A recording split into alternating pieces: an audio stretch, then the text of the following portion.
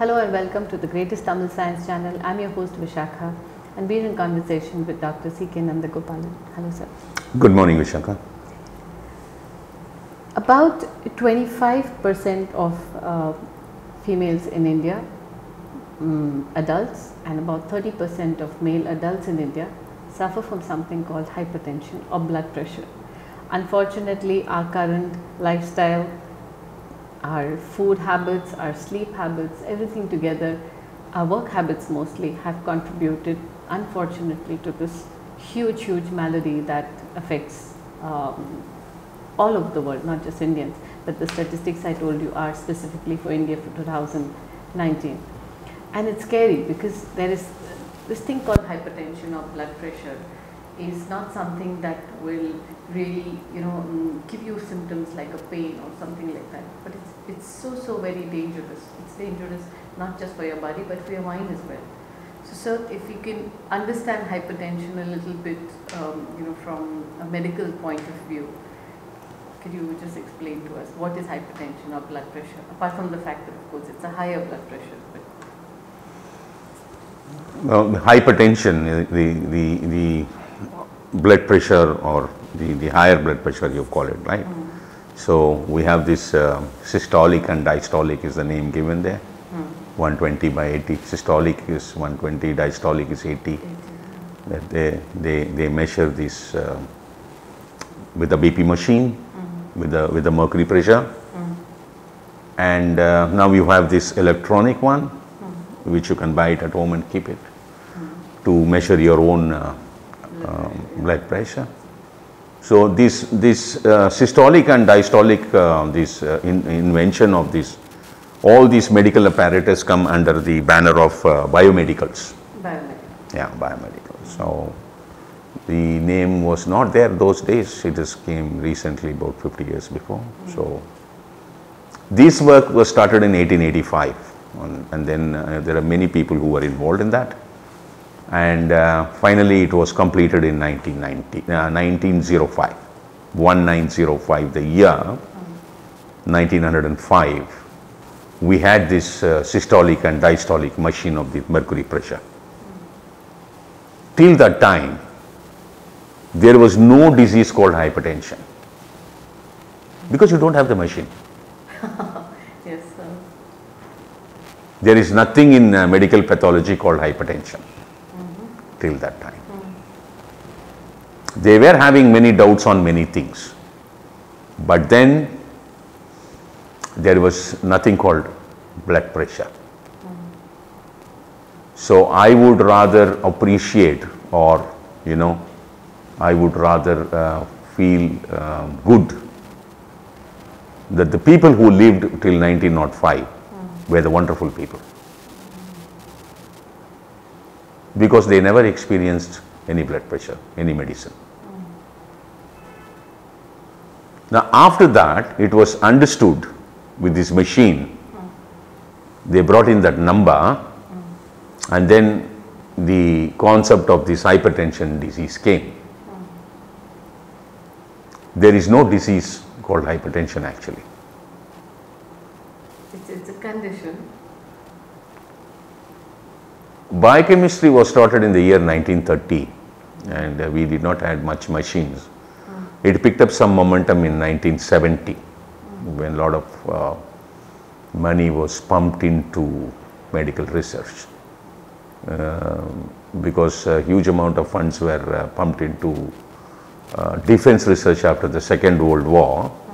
Then in the year 1969-70, the advanced nation came to realization, within 25 years, they have accumulated weapons which can destroy Earth 500 times. Then they knew Third World War is not possible. You will destroy 500 times, where is it? Once you destroy, it's all gone, no? It's all gone. So then they know economic supremacy. Then they came, one of the field which was needed to be capitalized was medical industry. They came out with a lot of machines, lot of borrowed technologies from the defense into the normal stream of life. All your calculators, everything came from your defense research here. Defense. Yeah. So the scanning machines and this infrared and all that stuff which came from this thing to normal life for various applications.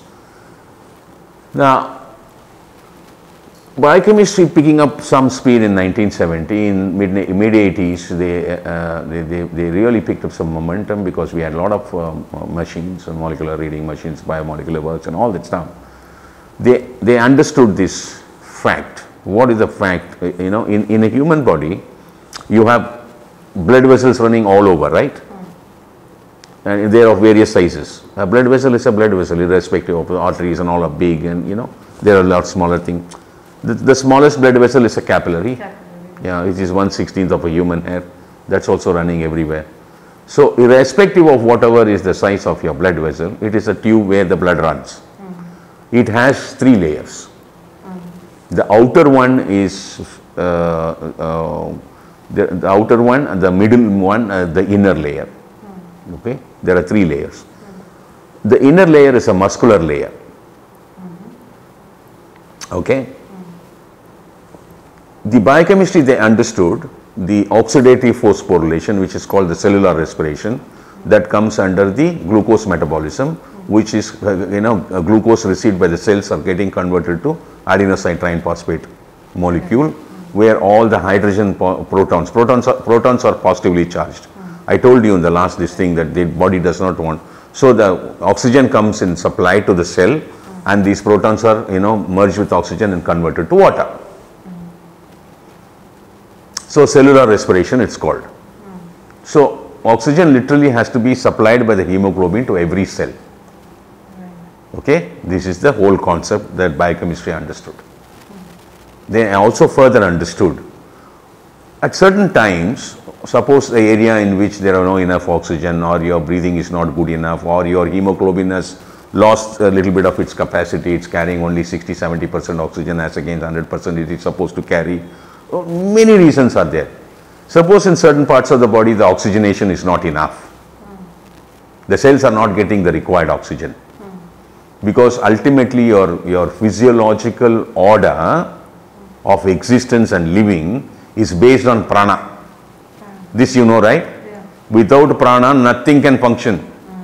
Because 65% of the atom in your body is oxygen. Remember that. It needs oxygen.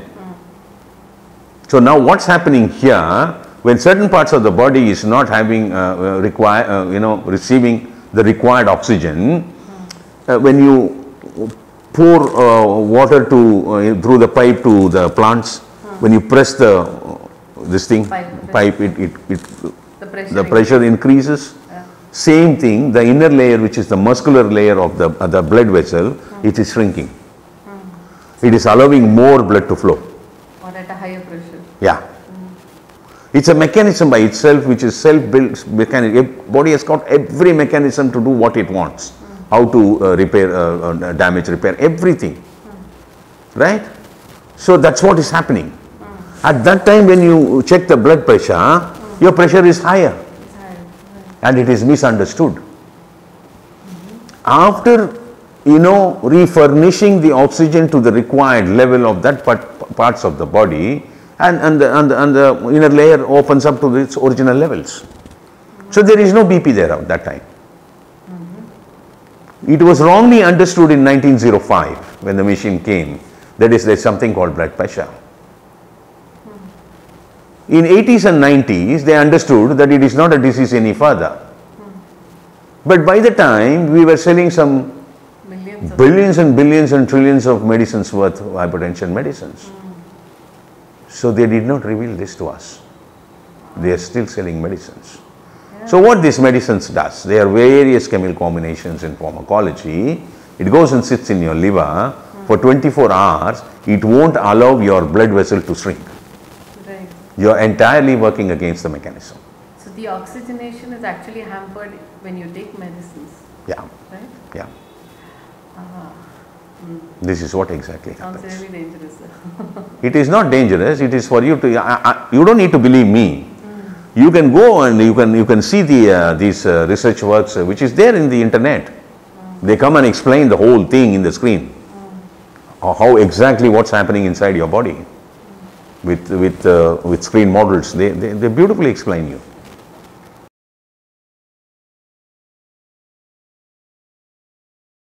sir, the effect that people feel when they do not take high blood pressure medication is actually the result of the lack of medication and not the result of the blood pressure shooting up. Am I right? See, the RBC, the red blood corpuscle,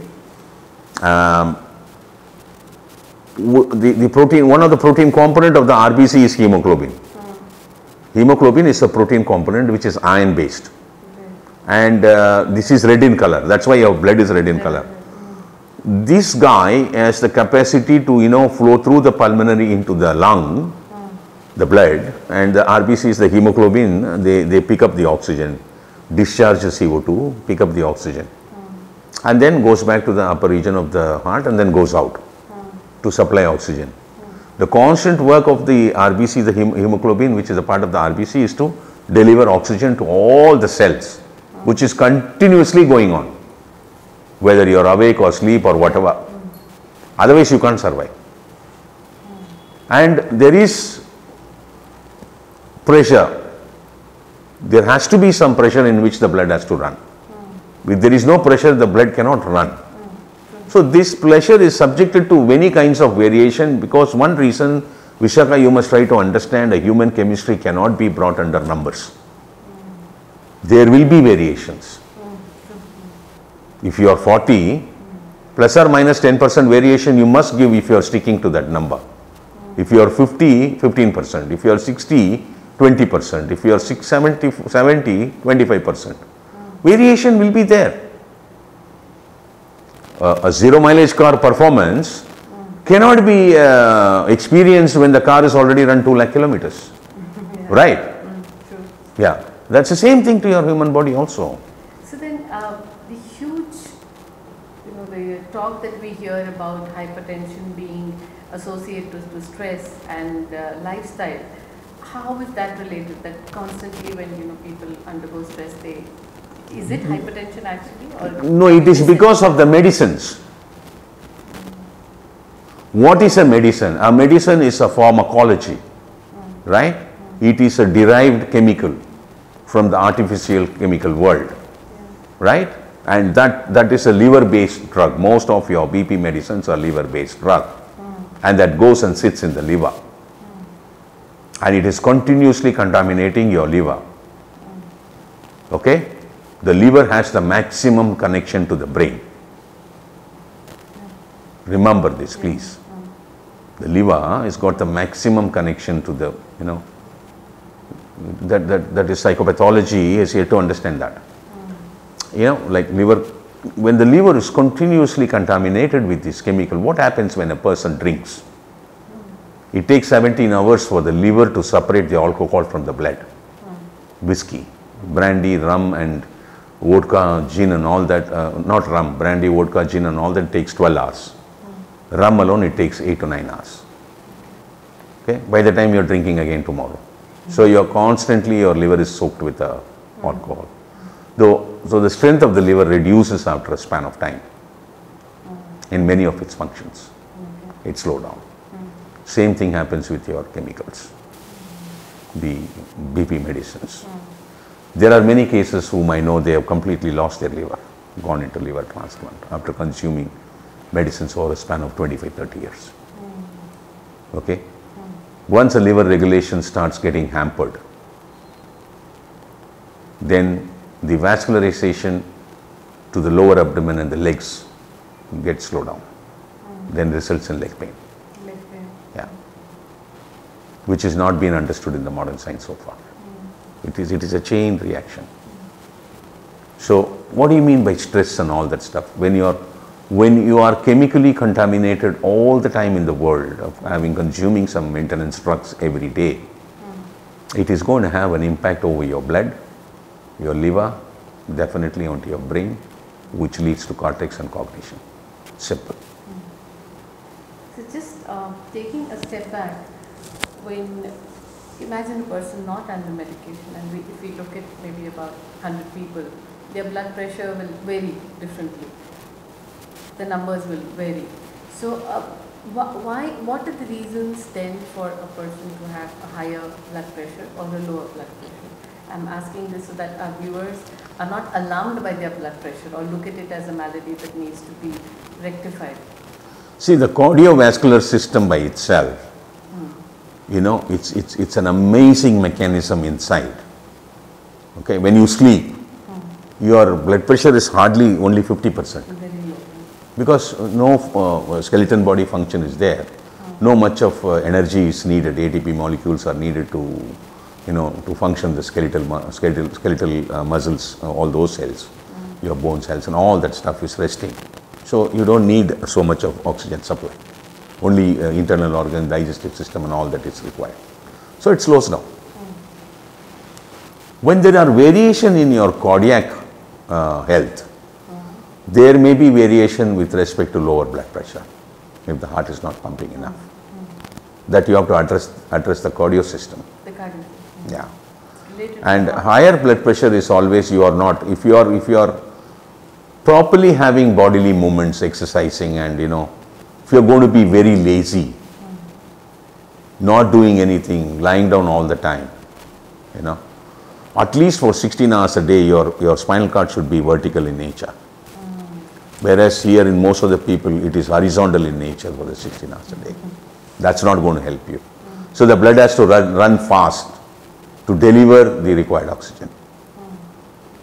That this is where, you know, once your, you know, hematology gets weakened, blood, RBC, the hemoglobin loses its potency to carry 100. If he can carry 10 points, he carries only 4 or 5 points. So he doesn't have enough to deliver. This is where that Drakshadikudineer comes into play. Right. Your RBC becomes very rich and your hemoglobin becomes very powerful and it carries the potency, full load of oxygen what it can. So you become energetic. When you become energetic, a person when he becomes energetic is when he is good enough with his prana, delivery of oxygen to the human cells, you become highly energetic. Yeah. Yes, and we actually did that experiment that we said about the black grapes being boiled, 70 black grapes for 3 days in a row. Yeah. And it really has an effect on the blood pressure. Like I did not. Your blood pressure will go within no time. If you want to get out of, if suppose that you are used to these medicines and then, you know, over a span of time, if you want to get out of it, you know, 90 days in a run, if you go to exercise this Drakshadikudineer, that there is a separate video we have already given a long time back. After 27 days, you can taper down your medicine and live without medicines for hypertension. Remember, half an hour to 45 minutes of walking every day, normal walking as an exclusive other than your household works. You will be a perfect individual without any this concept called hypertension. You've been wrongly misled because hypertension medicine also leads to, in that video if you go and see what happens is when sometime when we are old, 55, 65 years and all that, then you know the brain is the one which consumes the maximum glucose because of the kind of high quality work it has been doing, the data transfer and you know so many works, so many compartments of the brain. So the water retention of the brain is, you know, it will be cleared in time. If that's not getting cleared and all that time, it needs a lot of blood supply, it needs a lot of oxygen because of huge amount of burning of glucose. So what happens is when there is less of oxygen, the blood rushes to the brain, okay, and the BP goes and pulls it down and further it shrinks, it won't allow. And further it shrinks if the BP medicine is not allowing it. It closes at one point for a fraction of few seconds. The blood supply stops. You land up in stroke. It is the medicine which leads to stroke. And that is what they explain in that scientific video, what they have understood in biochemistry. But unfortunately that the concept could not be turned around due to the business scenario. Unfortunately. So I'm not assuming that our ancient Tamil science would really look at hypertension as a disease at all. In 4,000 number of diseases in the human pathology by the ancient Tamil science, hypertension was not a disease. It was not there. You can go and verify it if you want to. It is something very simple that you can handle yourself. You don't need a doctor for yourself. A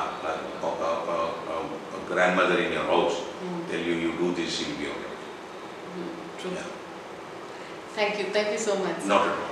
You're most welcome. This has been one very enlightening video. I think there are a lot of concepts that modern medicine leads us to believe, and probably quite sincerely too, that they are hazardous for us, or they are very dangerous for us. Hypertension, even at the beginning of this video, my attitude toward it was quite different, knowing from the elders in my own family about how to handle hypertension and the medication you need to take and how stress is related. I think that's changed quite a bit, sir, and thank you, because I will do a little bit more on research on that. But as sir said, hypertension is closely related with not how much stress you have, etc., but how much you exercise your body and how fit you keep yourself on your food, etc. And probably the pressure wanes and increases at different times depending on the need of your body, rather than looking at it as a symptom of other issues somewhere else. Also remember, medication, any medication, we don't read we don't read the fine print on it, and we don't look at how it affects the other parts of our body, and it's very important, including this medication, to understand what exactly is it doing to you, what is it doing to your body at a cellular level. And then I think we'll be more conscious of what we take and what our body really needs. So thank you so much for being with us, and hope you have a wonderful, healthy life.